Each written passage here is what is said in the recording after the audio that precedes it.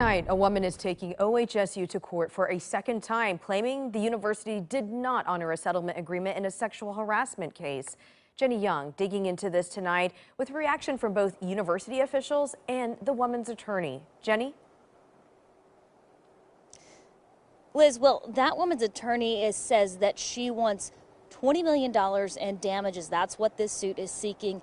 And her client wants to be able to finish the last 6 months of her residency program, graduate here at OHSU, because they say essentially the university was disparaging and she hasn't been able to get into other schools.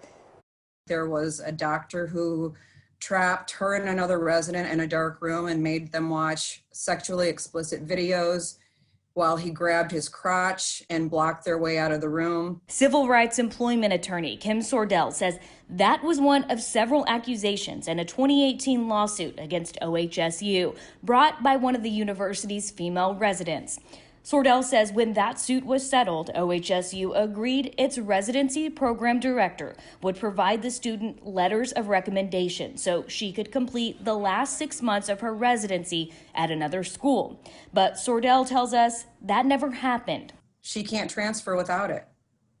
She also agreed not to disparage her, and she went ahead and disparaged her and told prospective employers or residency programs that there is a settlement agreement in place. Sordell says those are some of the reasons her client has filed a new lawsuit against the university.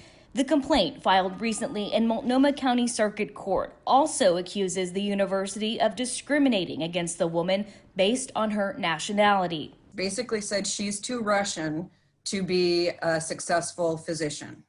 What is that supposed to mean? They attributed her personality and problems and clothes to being Russian, and said she's too stubborn, and this is because of her cultural background. This isn't the first time Sordell has battled OHSU in court on sexual harassment and cover-up claims. It's part of the culture, and all they've done is protect that culture by gaslighting victims, by retaliating against victims. She believes there's only one way to stop the alleged behavior for good. What we need to see is the governor to step in and remove those board members who are allowing this sex harassment and discrimination and retaliation, remove the board members who are helping to bury it.